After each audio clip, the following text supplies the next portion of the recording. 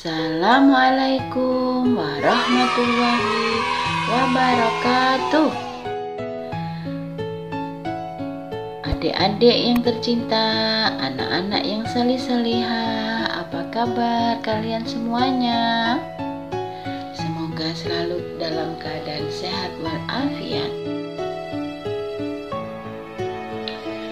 Setelah kemarin Umi bercerita tentang Jazirah Arab, kali ini Umi akan bercerita tentang nenek moyang Nabi Muhammad SAW.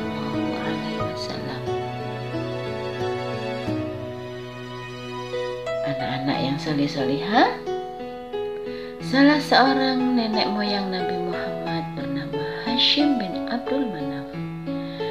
Dia seorang pemuka masyarakat dan orang yang berkecukupan. Masyarakat Mekah mematuhi dan menghormatinya. Wahai penduduk Mekah, aku membagi perjalanan kalian menurut musim.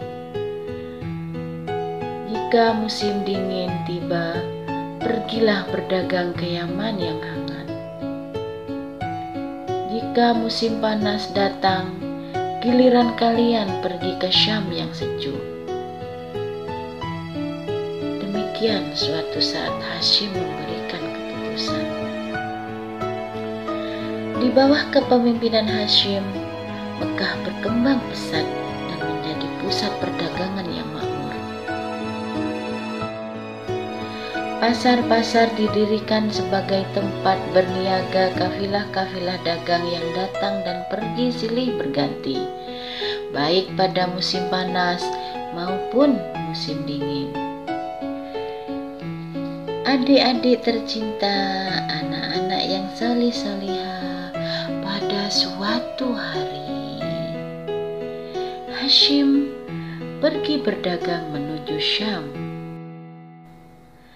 Ketika melewati Yathrib yang kita kenal dengan Madinah saat ini, Hashim melihat seorang wanita baik-baik dan terpandang. "Siapakah wanita itu?" tanya Hashim pada orang Yathrib. "Dia adalah Salma binti Ammar," jawab orang itu. "Apakah dia telah bersuami?" tanya Hashim. "Suaminya telah tiada," jawab orang itu. Mendengar itu, Hashim melamar Salma dan Salma pun menerimanya. Lalu mereka menikah. Hashim tinggal di Yathrib beberapa lama. Ketika Salma mengandung, Hashim melanjutkan perniagaannya. Namun, itulah kali terakhir bagi Salma melihat suaminya. Karena dalam perjalanan, Hashim meninggal dunia di Palestina. Salma melahirkan anak laki-laki yang diberi nama Syaibah. Nah, anak-anak yang salih-salihah, sementara itu, sepeninggal Hashim, kedudukannya sebagai pemuka masyarakat di Mekah digantikan oleh adik Hashim yang bernama Al-Muttalib.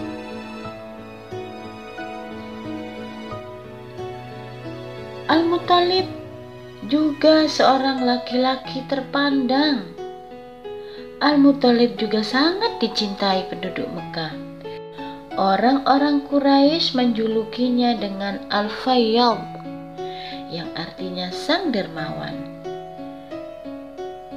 Suatu hari dia mendengar bahwa Syaibah, keponakannya yang tinggal di Yathrib, tumbuh remaja dan sangat mirip dengan ayahnya.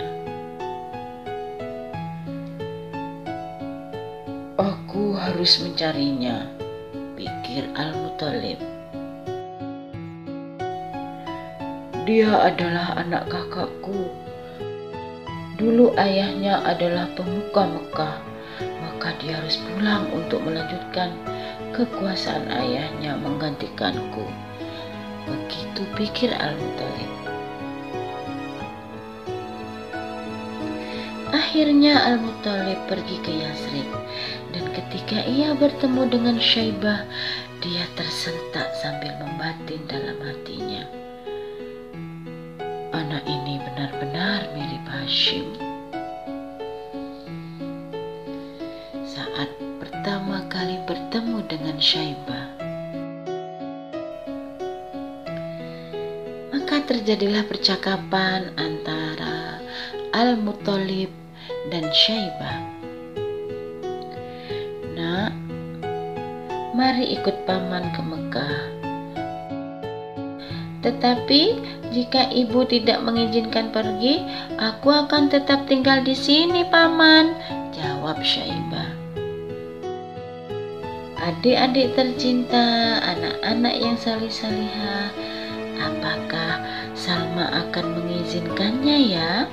Putra satu-satunya yang beranjak dewasa pergi ke Mekah yang begitu jauh.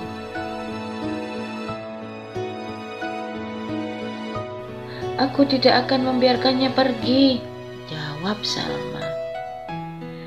Dia buah hatiku satu-satunya. Wajahnya lah yang senantiasa mengingatkan aku akan wajah ayahnya. Salma mulai meneteskan air mata.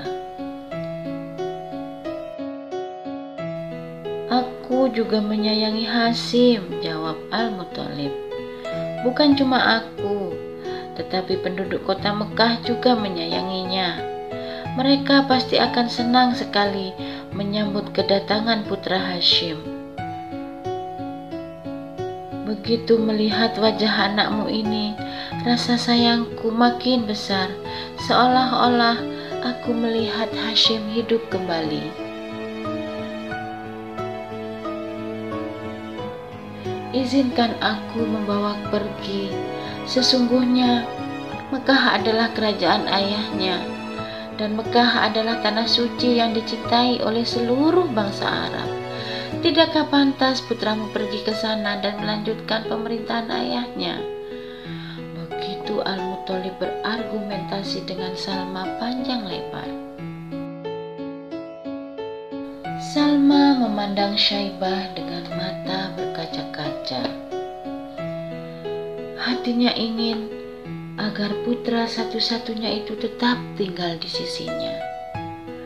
Namun dia tahu masa depan Syaibah bukan di Yasrib, melainkan di Mekah. Akhirnya dia pun mengangguk. Baiklah, kuizinkan dia pergi, kata Salma sambil menangis. Dengan amat gembira Al-Muttalib mengajak keponakannya itu pulang. Syaibah duduk membonceng unta di belakang pamannya. Ketika mereka tiba di Mekah, orang-orang menyangka bahwa anak yang duduk di belakang Al-Muttalib adalah budaknya. Abdul Muttalib, Abdul Muttalib, Abdul Muttalib, panggil mereka kepada Syaibah. Abdul Muttalib itu artinya budak Al-Muttalib, teman-teman. Orang-orang Mekah mengira Syaibah itu adalah budaknya Al-Muttalib. Celaka kalian, dia bukan budakku, dia anak saudaraku Hashim, kata Al-Muttalib menyanggah perkataan orang-orang Mekah. Namun anak-anak yang salih-salihah, adik-adik tersayang, orang-orang terlanjur menyebutnya demikian, sehingga akhirnya nama Syaibah pun terlupakan. Dan dia lebih dikenal dengan Abdul Muttalib, dan ia pula kelak yang akan menjadi kakek Nabi Muhammad Sallallahu Alaihi Wasallam. Sekian dari Umi, mohon maaf atas segala kekurangan. Insya Allah kita akan bertemu lagi dalam kisah kelahiran Rasulullah Sallallahu Alaihi Wasallam. Tetap semangat dan belajar di rumah ya teman-teman. Wassalamualaikum warahmatullahi wabarakatuh.